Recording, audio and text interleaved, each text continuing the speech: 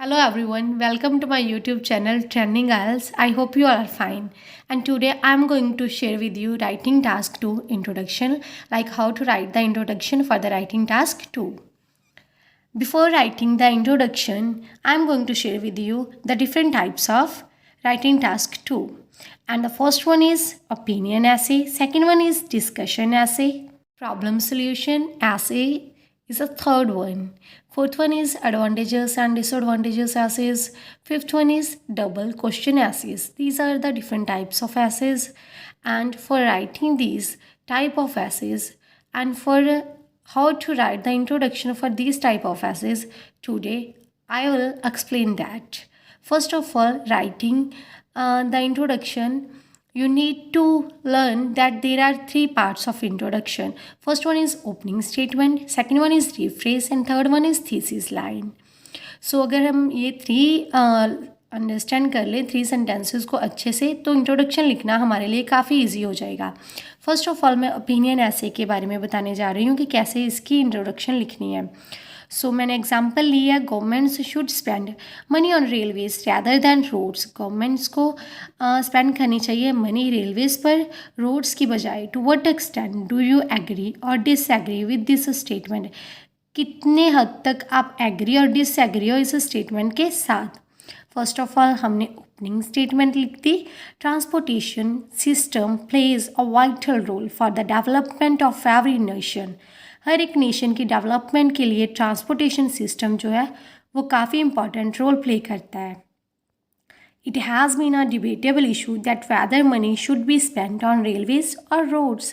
ये debatable issue है. हमने रिफ्रेश कर दिया. पहले हमने ओपनिंग लाइन लिखी सिंपल सी और बाद में अब हमने इसमें कम्प्लेक्स स्ट्रक्चर जो है वो ऐड किया है. कम्प्लेक्स स्ट्रक्चर जो है वो हमेशा एग्जामिनर पर काफ़ी ज़्यादा इम्पैक्ट डालता है और स्कोर्स को बढ़ाने के लिए हमारी मदद करता है. It has been a debatable issue. ये काफ़ी डिबेटेबल इशू है that whether money should be spend, कि मनी को स्पेंड करना चाहिए ऑन रेलवेज पर और रोड्स पर. ये हमने रिफ्रेश कर दिया. And the next one is thesis line. I vehemently agree with the statement and will shed light on this view prior to a conclusion. मैं पूरी तरह से एग्री हूँ इस स्टेटमेंट के साथ. स्टेटमेंट क्या थी हमारी कि रेलवेज पर स्पेंड करनी चाहिए मनी. तो मैं इसी स्टेटमेंट के साथ अच्छे से एग्री हूँ और मैं अपना व्यू पॉइंट डिस्क्राइब करूँगी एक कंक्लूज़न तक पहुँचने से पहले. सो इस तरीके से हमने ओपिनियन ऐसे की इंट्रोडक्शन लिखनी है. And the next one is discussion ऐसे. So the example for the discussion essay is, some people say that the only reason for learning a foreign language is in order to travel to और work in a foreign country. पहले तो हमें अच्छे से introduction लिखने से पहले ये अच्छे से समझना होगा कि हमको स्टेटमेंट क्या कह रही है. सम पीपल से दैट, कुछ लोग कहते हैं the reason for learning a foreign language, foreign language सीखने का रीज़न ये है टू ट्रैवल और work in a foreign country, foreign country में ट्रैवल करना या फिर वहाँ पर जाकर काम करना. अदर्स से, बाकी लोग कहते हैं that these are not the only reasons, ये रीजन्स नहीं है. Why someone should learn a foreign language, क्यों एक पर्सन को फॉरेन लैंग्वेज सीखनी चाहिए. Discuss both these views and give your own opinion. पहले तो दोनों व्यूज़ को डिस्कस करो और अपना ओपिनियन दो. हमको समझ में आ गया कि पहले हमने ये बताना है कि क्यों कुछ लोग कहते हैं कि फ़ॉरेन लैंग्वेज लोग जो है ज़्यादातर ट्रैवल करने के लिए, वर्क करने के लिए सीखते हैं फ़ॉरेन कंट्रीज़ में, और कुछ लोग कहते हैं कि कई और भी रीज़न है फ़ॉरेन लैंग्वेज को सीखने के. इसीलिए हमने दोनों को ही डिस्कस करना है, दोनों व्यूज़ को, और अपना ओपिनियन देना है. First of all we need to know that on which thing we need to make the opening statement. Opening statement हमने किस चीज़ पर बनानी है, पहले तो हमने पूरे स्टेटमेंट को पढ़कर ये देखना है. और इस ऐसे में पूरी लैंग्वेज के बारे में बात हो रही है, तो इसीलिए हमने फर्स्ट स्टेटमेंट जो है, ओपनिंग स्टेटमेंट जो है वो लैंग्वेज पर बनानी है. सो इसीलिए मैंने लिखा language is an essential part of every one's life. हर एक की लाइफ का एसेंशियल पार्ट क्या है, language. However, learning another country's language has always been an issue of debate. मगर एक अनदर कंट्री की लैंग्वेज को सीखना हमेशा ही एक इशू ऑफ डिबेट रहा है. The question rises whether traveling or working is the only cause behind this trend or there are some other reasons also. Question ये उठता है कि ट्रैवलिंग और वर्किंग ही जो है ओनली कॉजेज हैं, रीजंस हैं इस ट्रेंड के पीछे, फॉरेन लैंग्वेज को सीखने के पीछे, और there are some other reasons also, और कोई अदर रीजंस भी हैं। This essay will shed light on both views prior to a conclusion. ये ऐसे जो है दोनों व्यूज़ पर मीन्स दोनों व्यूज़ को एक्सप्लेन करेगा, लाइट डालेगा दोनों पर, प्रायर टू आ कंक्लूजन, एक कंक्लूजन पर पहुंचने से पहले। सो मैंने पहले भी जो रिफ्रेस वाली लाइन थी वो वेदर का स्ट्रक्चर यूज़ करके कम्प्लेक्स सेंटेंस वाली बनाई थी, और इसमें मैंने फर्स्ट वन जो ओपनिंग स्टेटमेंट है उसमें भी हाउएवर को यूज़ कर कम्प्लेक्स सेंटेंस को ही यूज़ किया है। तो अगर हम स्टेटमेंट में ही टू कम्प्लेक्स सेंटेंसेस का यूज़ कर देंगे तो it will definitely put impact on the examiner, और बैंड स्कोर्स में डेफिनेटली जो है इम्प्रूवमेंट होगी। Third one type of essay is problem solution essay. And the example for this type of essay is the internet has transformed the way information is shared and consumed, but it has also created problems that didn't exist before. Internet ने चाहे transform कर दिया है information को share करने का और consume करने का तरीका, मगर इसने कुछ प्रॉब्लम्स को भी क्रिएट किया है जो पहले एग्जिस्ट नहीं करती थी। What are the most serious problem associated with the internet? कौन सी सबसे ज़्यादा प्रॉब्लम जो है रिलेट की जाती है इंटरनेट के साथ, and what solutions can you suggest, और कौन से सॉल्यूशन आप सजेस्ट करते हो।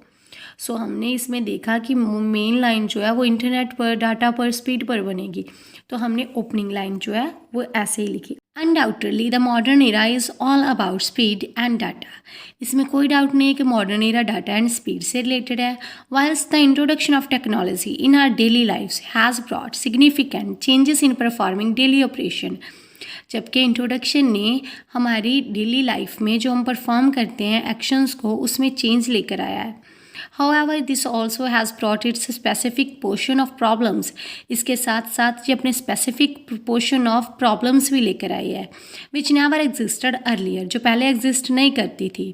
So इसमें हमने पहले तो opening statement लिखी, बाद में हमने rephrase कर दिया however और whilst वाला complex structure use करके, which never existed earlier, जो earlier problem exist नहीं करती थी। This essay will discuss the major issues which pivot around us today and will share some solutions to overcome the same. ये essay जो है discuss करेगा जो मेजर इश्यूज आजकल हमारी सराउंडिंग पर हैं, और विल शेयर, और हमको बताएगा सम सोल्यूशन को इस प्रॉब्लम को सॉल्व करने के लिए। सो इस टाइप ऑफ ऐसे की थीसिस लाइन हम इस तरह से लिख सकते हैं। So next one is advantages and disadvantages ऐसे। And the example for the advantages and disadvantages essay is, some people believe that allowing children to make their own choices on everyday matters such as food, clothes and entertainment is likely to result in a society of individuals who only think about their own wishes. कुछ लोग सोचते हैं कि बच्चों को allow कर देना अपनी चॉइसेस करने के लिए हर एक मैटर में, जैसे कि फूड में, क्लोथ्स में और एंटरटेनमेंट में, इससे क्या होगा, इज़ लाइकली टू रिजल्ट निकलेगा ऐसी सोसाइटी का, इंडिविजुअल्स की जो कि अपने बारे में ही सोचेंगे, who only think about their own wishes. Other people believe that it is important, बाकी लोग सोचते हैं ये इम्पॉर्टेंट है फॉर चिल्ड्रन के लिए टू मेक डिसीजन बनाना अबाउट मैटर्स, ऐसे मैटर्स के बारे में दैट अफेक्ट दैम, जो उनको अफेक्ट करते हैं। Discuss advantages and disadvantages of this phenomena, इस थिंग की एडवांटेजेस और डिसएडवांटेजेस को हमने डिस्कस करना है। इस ऐसे में 2 different type of view points दिए गए हैं। फर्स्ट ऑफ ऑल हमने देखा कि हमने अपनी ओपनिंग स्टेटमेंट कौन सी थिंग पर बनानी है। पूरे ऐसे में बच्चों के बारे में बात की गई है कि उनको चॉइसेस देनी चाहिए या नहीं देनी चाहिए। So the first line is on children are the backbone of every nation, बच्चे हर एक नेशन के बैकबोन हैं। For they play a vital role for the development of country. For का हमने यहाँ पर यूज़ किया है on the place of because, और फॉर का यूज़ करके हमने कंपाउंड सेंटेंस को बनाया है। मैंने ऑलरेडी अपनी एक वीडियो डाली है जिसमें बताया गया कॉम्प्लेक्स और कंपाउंड सेंटेंसेस को कैसे बनाना है। सो हमने अपना फर्स्ट लाइन जो है वो कंपाउंड सेंटेंस पर बना दी, जैसे कि बच्चे हर एक नेशन के बैकबोन होते हैं, क्योंकि फॉर का मीनिंग है यहाँ पर क्योंकि they play a vital role, वो वाइटल रोल प्ले करते हैं for the development of the country की डेवलपमेंट के लिए। So it has become a debatable issue that whether teenagers should be allowed to take their decisions or it can put detrimental impact on them or can give the birth to selfish society. So मैंने सभी type of assess में आपको weather का structure use करना सिखा दिया है. सो इसमें भी हमने वेदर का स्ट्रक्चर यूज़ किया है जो कि सेकेंड वन रिफ्रेस लाइन को हमारी को कम्प्लेक्स सेंटेंस में चेंज कर देता है. सो ये हमारा एक डिबेटेबल इशू है कि टीनेजर्स को अलाउ करना चाहिए अपने डिसीज़न लेने के लिए, जहाँ फिर इससे बच्चों पर जो है पूरा प्रभाव पड़ेगा और बर्थ देगा एक सेल्फिश सोसाइटी को. This essay will discuss the pros and cons of this situation. ये ऐसे एडवांटेजेस और डिसएडवांटेजेस को, फ़ायदे और नुकसानों को इस सिचुएशन के डिस्कस करेगा before to reach a conclusion तक पहुंचने से पहले. सो ये हमारी थीसिस लाइन हो गई. जो भी मैंने थीसिस लाइंस को यूज़ किया है आप उनको कॉपी पेस्ट कर सकते हो. And the next one is double question essay and it is our last type of essay. इसमें हमसे 2 क्वेश्चंस पुट किए जाते हैं. In spites of the advances made in agriculture many people around the, चाहे काफ़ी ज़्यादा एडवांसेस हो गई हैं एग्रीकल्चर में, फिर भी काफ़ी ज़्यादा लोग जो हैं वर्ड स्टिल गो हंग्री. फिर भी पूरी दुनिया में काफ़ी ज़्यादा लोग हैं जो अभी भी भूखे रहते हैं. Why is this the case? क्यों ऐसा होता है? What can be done about this problem? इस प्रॉब्लम को सॉल्व करने के लिए क्या किया जा सकता है? So the introduction for this type of essays, having sufficient food to eat is the basic need of every human being. हर एक पर्सन की बेसिक नीड है सफिशेंट फूड होना खाने के लिए. सो इसमें हमने ओपनिंग लाइन में हैविंग को यूज़ करके एक जीरन वाले सेंटेंस को लगा दिया है जो कि काफ़ी वैल्यूएबल होता है. It has been seen that even though the numerous advancements have taken place in the field of agriculture, still food scarcity can be seen around the globe. चाहे कि न्यूमरस एडवांसमेंट्स जो हैं हुई हैं, देखी जा सकती हैं कि हुई हैं in the field of agriculture में, फिर भी फूड स्कार्सिटी जो है, फूड की कमी है पूरे अराउंड द ग्लोब, पूरे ग्लोब में है. This essay will highlight the reasons. ये ऐसे इस थिंग के रीजन्स को हाईलाइट करेगा and ways to tackle this problem, और इस प्रॉब्लम को कैसे सॉल्व करना है इसके वेज बताएगा. So it is our thesis line. हर एक ऐसे में आप देख सकते हो कि कैसे हमने रिफ्रेस किया है. पहले हमने ओपनिंग स्टेटमेंट को यूज़ किया, फिर हमने स्टेटमेंट को रिफ्रेस कर दिया और फिर हमने थीसिस लाइन लिख दी. So introduction is all about the 3 sentences. 3 main sentences से रिलेटेड है इंट्रोडक्शन. सो अगर आप इसको अच्छे से अगेन एंड अगेन देख लोगे तो आपको अच्छे से दिमाग में बैठ जाएगा कि कैसे आप लोगों ने इंट्रोडक्शन बनानी है ऑफ डिफरेंट टाइप्स ऑफ ऐसे. So now my video is complete, and if you like my video then like it, share it with others and subscribe my channel. Thank you.